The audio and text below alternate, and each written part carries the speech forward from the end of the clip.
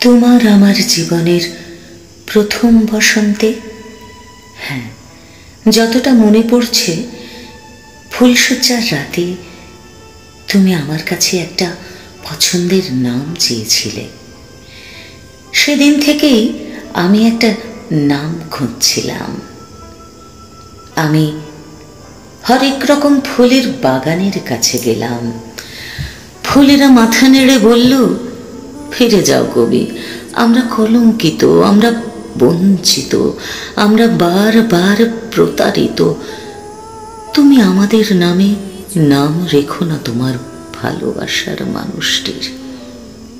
তুমি বরং পাখিদের কাছে যাও।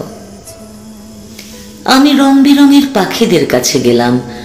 পাখিরা ডানা ঝাপটিয়ে বলল, আমাদের ভীষণ কষ্ট, আমাদের অনেকেরই পালকগুলো ক্ষত বিক্ষত হয়ে আছে, আমরা মিথ্যে আবেগের শিকার হয়ে লাঞ্ছিত বঞ্চিত হয়েছি বারবার।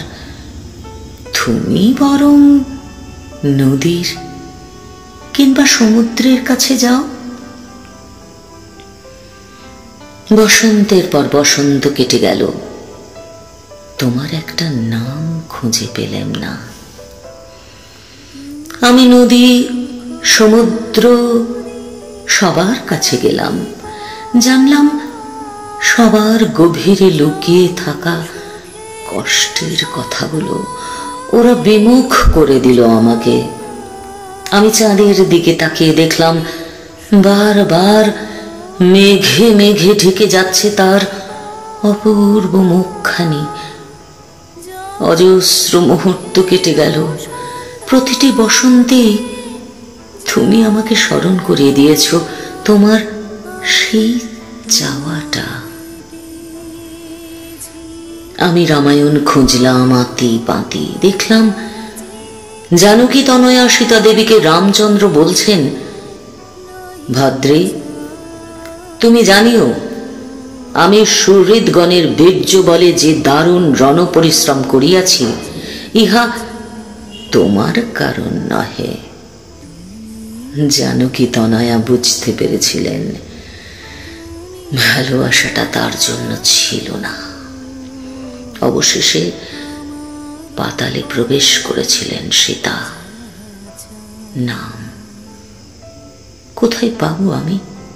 এমন একটা নাম কোথায় পাই বলো, যে নামে শুধু সুখ আর ভালোবাসা, যে নামে কোনো কষ্ট নেই।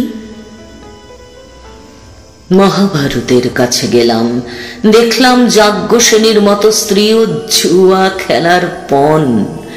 না না, আমি তোমার এমন একটা নাম দিতে চাই যে নামের নারীর কোনো কষ্ট নেই, লাঞ্ছনা নেই, নেই বিরহ। এক বাউলের গান কানে বাজল। গানের কথার মাঝে একটা নিশানা খুঁজে পেলাম। সূক্ষ্মত্ব প্রাপ্তের যোগলব্ধ ক্ষমতা বিশেষ। সূক্ষ্মত্ব প্রাপ্তির যোগলব্ধ ক্ষমতা বিশেষ কথাটার মানে জানতে চাইলাম। বাউল আবার বলল, অষ্টবিধ ঐশ্বর্যের অন্যতম। অভিধান খুঁজে দেখলাম যার অন্তর্নিহিত অর্থ হচ্ছে অনিমা। তাই অনেকগুলো বসন্ত পেরিয়ে আজ তোমাকে সে নাম ধরে ডাকলাম, অনিমা। কবিতার নাম অনিমা, কবি শ্রী মানিক পাল।